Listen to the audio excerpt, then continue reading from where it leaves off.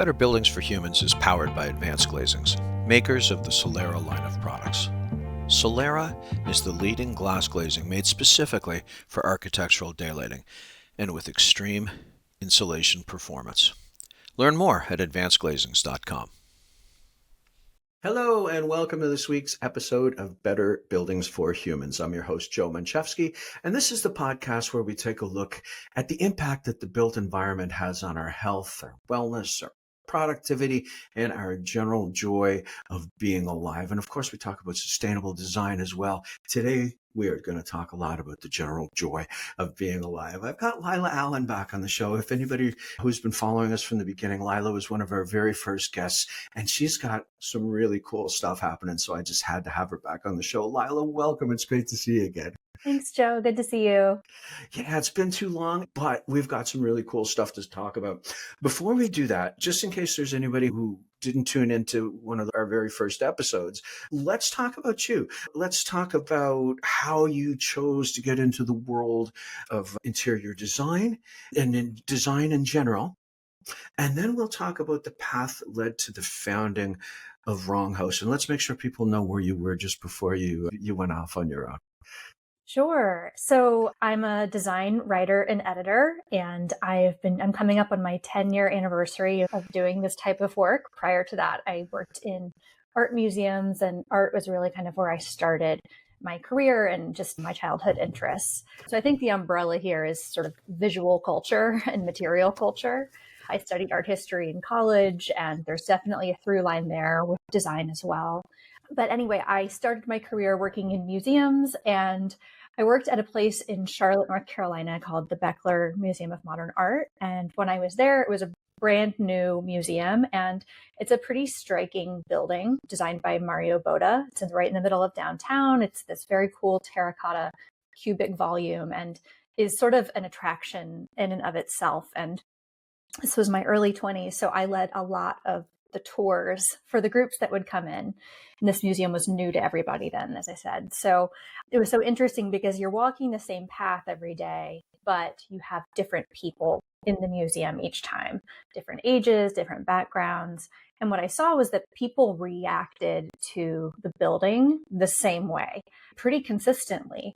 And while I was familiar with sort of architectural history from school, the lived experience and actual kind of spatial experience was something I was a little less well versed in. And when I picked up on that, it was just fascinating to me. And I think that's really when my interest in design got peaked. And I, ended up working at the Metropolitan Museum of Art in the marketing department and did production on their mail order catalogs, which taught me a lot about publishing. I've always been a writer as well, kind of in the background of this work in museums. But I knew that to continue in that world, I needed to get a master's degree. It just kind of felt like obligatory to me to get one. So I found a grad program that seemed interesting and flexible, and it was only a year long, so I wouldn't have to be out of the workforce a long time. And it was a design, research, writing, and criticism master's at the School of Visual Arts. And I went into it, and during that year, I just totally fell in love with design and learned about all the different ways that you can work with it as a curator, as a writer, an editor, an organizer, all these different ways that you can work with it, right? And ended up working in-house at an architecture firm called Rockwell Group. Was there for a couple of years doing research and special projects for them, and eventually then worked my way over to magazines because, as I said, writing was always my biggest interest. And spent a few years as managing editor at Metropolis magazine, which is an architecture and urbanism mostly focused magazine, mostly to the trade. And eventually found my way over to Architectural Digest, where I was leading AD Pro, which is the trade vertical for the magazine.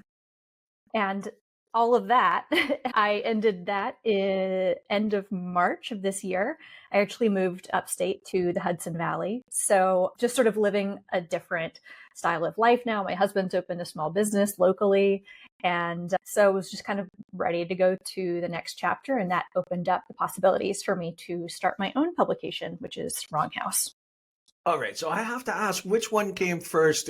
Was it the idea of going out on your own with the publication, or was it the idea of the change in scenery and getting to, a quieter, more rural type setting? And then, what can I do while I'm there? Which one drove it? It was the lifestyle change. Okay. And, I don't want to oversell it because I am still in the city 3 days a week. I Right. rent an apartment there. I'm there all the time. But I mean, even 4 days a week here is still so transformational. And there's a really cool creative community around here. So there's lots of inspiration. And of course, nature is amazing up here. But it was really driven by the desire for a change in lifestyle and just getting a little bit out of the city. And when I sort of had that separation, then I was able to kind of come into myself a little bit more creatively and see the opportunity for something like my own publication. Well, let's get right to that publication. This is what I wanted to talk about. I want to talk about Wrong House. Tell us what Wrong House is, who it's for, and what it is that you're trying to achieve with this publication. So Wrong House is a digital design publication. It releases monthly. It's at wrong-house.com.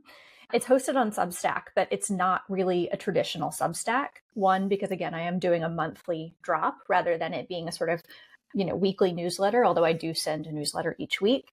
And it's also just not my personal platform, although my voice is prominent in it, but it's a choral effort. So I bring in outside writers for each issue, and each month we look at a different theme that relates to design. And I call it design writing with guts, which by that I mean it taps into sort of our emotional and personal relationships with design, but it's also kind of a gut renovation of shelter publications and just pushing the boundaries of what a design magazine can be today. So it's much more playful than a traditional design media outlet would be. I'm very open to more experimental formats. I've been trying out some video. I'm open to memes. I'm open to, annotated layouts and other kind of experimental formats in addition to reported features and personal essays. So it's kind of whatever gets the idea across best is what I'm open to. So you have the freedom to go to some places and some formats and some, even some ideas that a mainstream publication just, they just wouldn't have the ability to go there. Is that a good summary of? Pretty much. I Yeah. mean, I really started this as a curiosity project, and it's still early. As we're talking, it's still early days. I just launched it in mid-September 2025. And so I'm about 2 months in. I published 2 issues. I have a third one coming actually later this week. So I'm excited for that.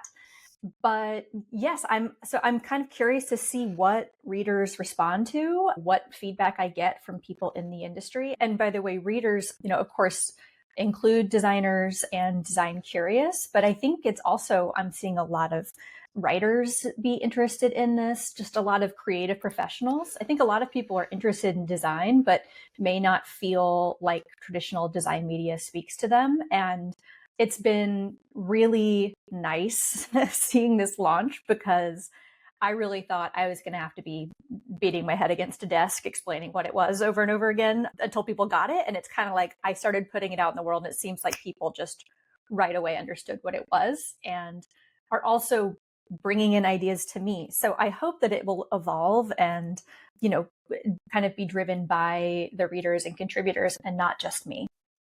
Okay, so you'll bring in like audience content, like you'll be open to actually bringing in, if it's interesting audience content, then you'll share it? For sure. Actually, I Okay. just did that last week. I kind of put out an open call. Last week was Halloween. Yeah. And earlier in the month, the theme of October's issue was no thoughts, just vibes. And so it was about how intangibles shape our spaces and also our experience of spaces. Yeah. And so I was like, you know what? It'd be really fun to have a ghost story in this issue.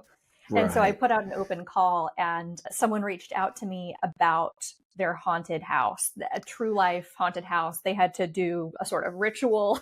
They got locked in their bedroom. I mean, it was actually terrifying. And they sent me an audio recording of this story and we created an animation and posted that online. So that was sort of a piece of bonus content from last month that came through. But that's an example of, a contributor reaching out to me. That's really cool. And you have the freedom to make it happen now. Totally. Just because it's cool. You have the freedom to make it happen. I love that. All right. Before we get into some more of the details of content, let's talk about like the obstacles of getting this off the ground. Right. Let's go there first. So did you run into a lot of barriers that made it difficult for you to launch Wrong House? It's still early. So, but I would say the biggest obstacle, and it didn't even register at the time, was just my own hesitation Right. around it. Right. Like as I mentioned earlier, it wasn't really my intention to do this when I left AD. It kind of came about just naturally, and really it came from a place of me being like, why am I not why am I not even trying to do my own thing? This is such an interesting time to experiment. I think people are open to new ideas about how stories get told. And I think there's a real demand for authenticity, especially as AI is becoming so prevalent. There's a real call for like the kind of humanity, I think, in design, which of course ties in with this podcast quite a bit. And so I think that my own kind of desire for stability and, a sure thing and something traditional was probably the biggest obstacle. And that was years of just building the confidence to do this. Now I am at this point funding it totally on my own. I have a modest amount of subscription revenue, but I think long term the biggest thing will be getting, some sponsors involved or finding ways to finance it long term. But for now it's really important to me to build it the way that I think it needs to be built, and then bringing in the right kind of partners and making sure that it's authentic to what I'm setting out to do. I love it. I didn't ask you where the name came from. And I didn't even have it on my script, and I can't believe that, but it's such a cool name. Would you mind sharing where the name came from? Sure. So, it's an industry. Design is an industry where I think there's lots of, imagine the air quotes here if you're listening just to the audio, but right ways of doing things. There's good taste, again, big air quotes here. Right. And I am much more interested in kind of the quote unquote wrong way of doing things, the way that people actually live, not just, even in the most beautiful glossy photo you see of a home in a magazine, there's stuff that's scooted out of the frame, right? There's like some IKEA vase or some inherited heirloom that's hideous or whatever, but it has like great sentimental value. And, I'm interested in telling the whole story and about the way we actually live, not just the way we kind of present ourselves as living.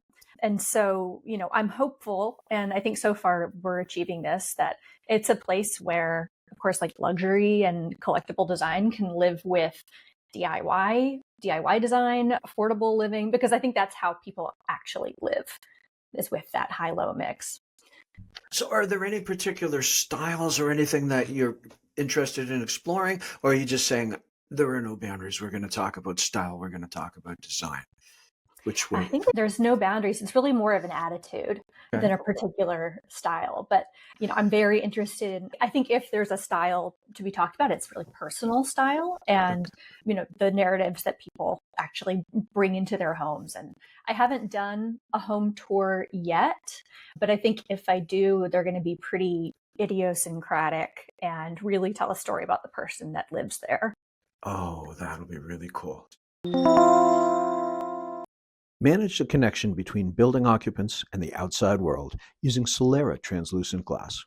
Learn more at advancedglazings.com. Yeah, okay. Let's talk about some of the stuff that's out, some of the trends then, while we're on a roll here. Let's talk about some of the less design-driven trends, and then let's talk about how they tie together, okay? That's kind of where I want to go with this a little bit. So things like biophilia, air quality, daylight, psychological comfort, thermal comfort, on and on, sort of the, I don't know, more tangible things. Is the wellness movement reshaping architecture and interiors? Like, are designers able to make the tie-in? In your opinion, what are you seeing in terms of the way they make the tie-in? Or are we falling short in design and these things pushing us away from beauty and interesting things and more towards these sort of practical but important elements? Mm-hmm. Well, wellness is such a big term. And I think depending who you're speaking to, it can mean different things. So in the shelter publication world, like right now, the wellness conversation that's happening is mostly around like bathing, making like bathing rituals, making a big comeback, people embracing saunas and cold plunges and Right. kind of, outdoor wellness areas. There was just a big design section in the New York Times that went through some of that this summer. There's also things like wellness kitchens, which is kind of adapting kitchens to healthier lifestyles. Like that is all wellness. But then, at a more kind of building level, you also have sustainability and healthy materials. And of course, so wellness kind of encompasses all of that. I feel like all of this, natural light, good air quality, these are all things that like we have known about as being part of good architecture for going back thousands of years. But I think it is useful to have these terms and these ways of talking about it and even codifying it if it helps make the case, to the client or to others to prioritize these as being good for us and, making spaces more productive, making spaces healthier. Anything that kind of achieves that, I think, is a net good. But these are things that are hopefully principles of good architecture to begin with. Right, right. So you don't see like any of these sort of practical movements as stifling creativity, stifling beauty, stifling, interesting design in any way? I don't think so, because I think good design really comes out of having limitations. If you're just given a blank check and a blank canvas, I'm sure you can come up with Right. something great, but I think it's really constraints that make things interesting. And so, if you are having to kind of work within a certain framework of materials or certain principles of design, then I think that, if you're a great designer, you're going to arrive at a really interesting conclusion no matter what. Oh, I love that. Yeah, that's a beautiful answer. Often I like to look at trade-offs, Lila. You probably know that. It's often between science and design, or the big one is between energy and human health, right? Mhm. And they're at odds way more often than people like to speak about until you shine the light on it. So I was wondering if you're experiencing some of that in your world. And I'm glad that, you see that as it's just constrained design. It's just constrained creation of beauty. So I love that. Let's talk a little bit about material choices. What's hot right now? Like, what are you seeing out there that, the world is moving towards this kind of materials, or what are the things that you've seen, even just something you've seen lately that was like, God, that's cool. I want to work with that. Well, I think there's a big movement right now of people my age and younger really embracing antiques, which I love. I Yeah. think some of it is that we're inheriting pieces from our parents. You're starting to hear about, the great millennial wealth transfer. We'll see if that's a real thing or not. But I think, in my own home, I just moved, as I mentioned, just moved upstate a year and a half ago. And I had been sort of hoarding antiques from my family for Yeah. years as relatives passed away. I had a storage unit just piling up and finally got to, now I own a home and I can actually put these things out. And it's a totally different vibe than where I lived in the city. But I mention that just to say that I think that is informing some of the finish trends that we're seeing right now. Like a lot of darker woods are coming in. Yeah. I think for a long time it was about like really light oak. And I think there's been a big pushback against, the farmhouse look. I say this from my farmhouse right now. I live in Happen a to love. farmhouse too. Yeah. Yeah, I love a real farm. I think the difference is, you've got to like keep it not just HGTV, although I totally respect and love HGTV. But anyway, just I think that some of the detailing that you're seeing right now in terms of like millwork and built-ins, wood finishes are all kind of like leaning a little more historic. And I think you are seeing a lot more interest in like historic wallpaper patterns. And I think people, millennials and even Gen Z are educating themselves a little bit more about design history. And so it's really interesting to watch, and I'm curious to see where else it goes.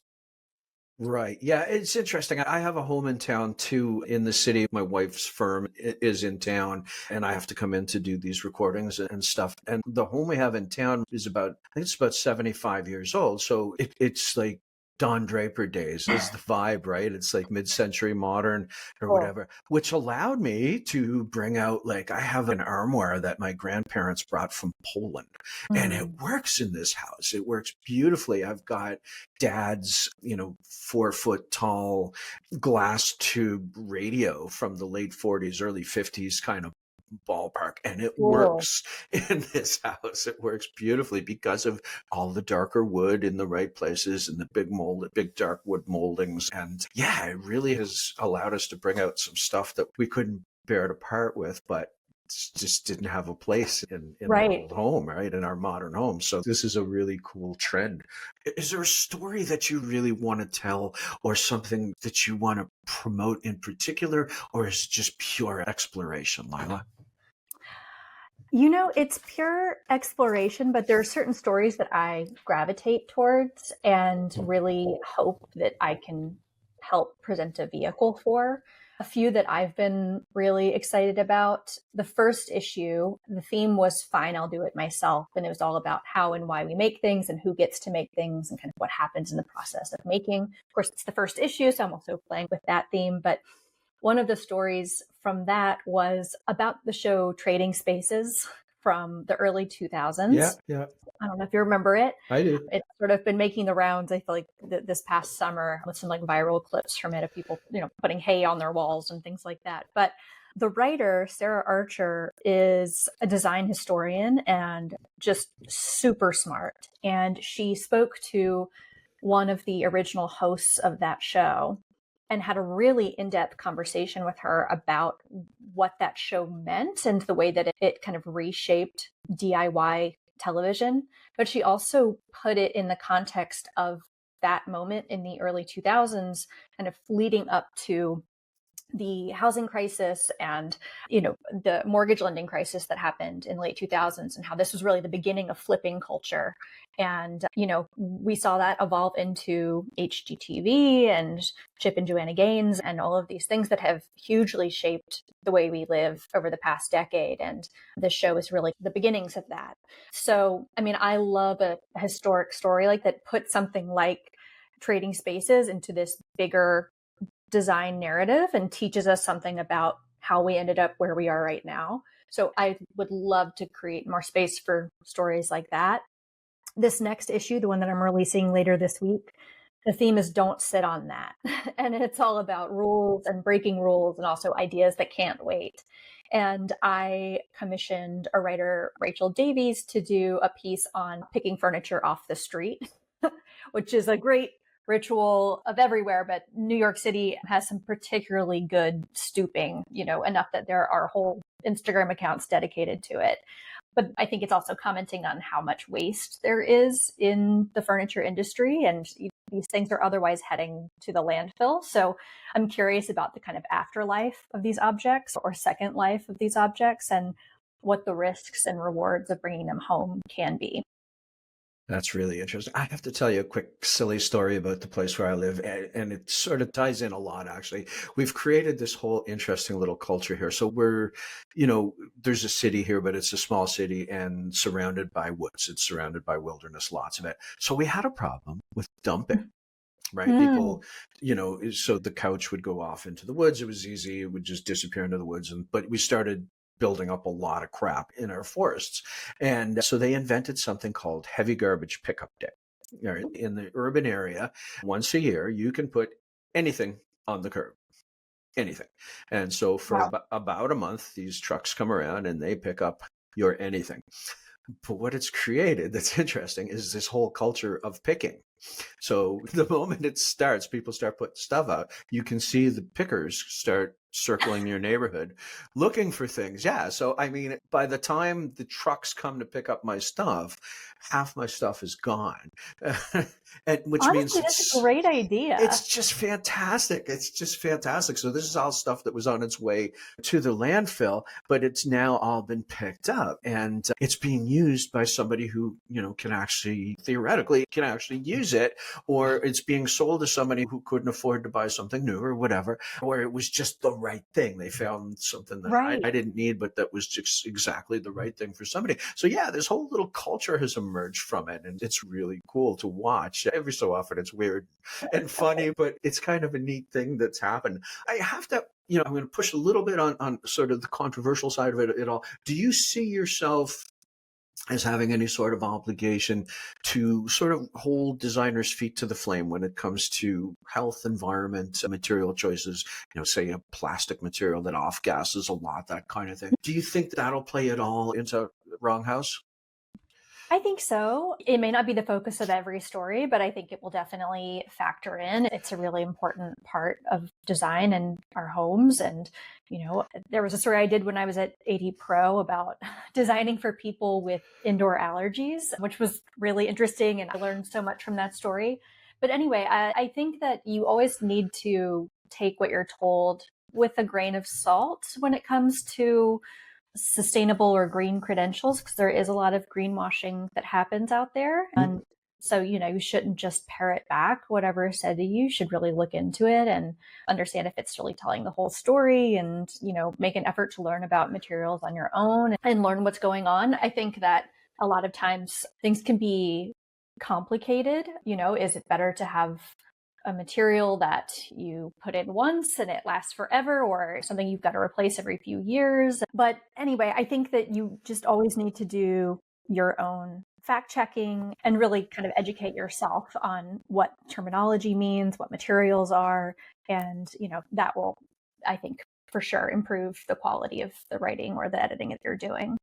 Right. Yeah, 100%. Interesting. I had a guest on not too long ago I think it was from Norway. It was Denmark. I'm sorry, this is terrible. Anyway, but they were working entirely with organic materials. Okay. They were working exclusively with organic materials, and they had to design for fade, right? Because the fade was a certainty. Right. And so they had to design in mind with 1 year from now, 2 years from now, that wood's going to be different and the organic paint is going to be different and everything's going to be a little bit different because it's been exposed to the sun. Really interesting. Yeah. Yeah. Have you encountered anything like that in your work before? No, although, I've never thought to ask that. Yeah. Now I probably will, because I'm sure it comes up in historic interiors and things like Yeah. that. But sometimes it's just a matter of like, is something even on my radar to ask, which is why you're learning all the time, But I think that's a really great call out. Yeah, well, the new wood's not going to look like the old wood, and apparently it's fairly quick. Like it's a season or two before it gets to its final, final look. Right. But yeah, you have to design knowing that it's going to go there, and that's certainly something I would never have thought of. The things you do, are you going to do a lot of stuff that you would consider aspirational, like so for others to go, man, look at what these people are doing, I can do that too. I think so, but aspirational, not so much necessarily that it's the highest, end luxury, whatever. I think aspirational can mean a lot of things. And there was a story that I absolutely loved in New York Magazine recently about this group of women that collectively bought a beach house out of I think in the Hamptons, and worked on restoring it. And they were all kind of creative people, and they really did it on a budget. But looking at it, I mean, it's just a phenomenal house. And something I loved is that they then went on Instagram after the story came out and told you exactly what they spent on every single piece. And Right. it's so much less than you thought. And they told you about all the things they DIY'd. And so to me, that's really aspirational. I mean, having a home that you build with your friends and where you've contributed the pieces to it and really built something special and one of a kind that also has history, like that to me is aspirational. And that's the kind of story I'd be hopeful to tell one day. The budget is a constraint, right? Same way as the other constraints that you would have. So, it drives innovation. It drives creativity when you have a budget constraint. I love that. Imagine a building where natural light flows freely, solar heat gain is under control, and comfort is unmatched. With Solera translucent glazings, you can create spaces that work better, feel better, and deliver lasting value. Learn how at advancedglazings.com. Okay, we're just about ready to wrap up, Lila. And I forced you to answer this question before, but I'm going to do it again, see if it's changed a little bit over the last couple of years. And if not, that's okay. But my guess is you don't remember exactly what you said at that time.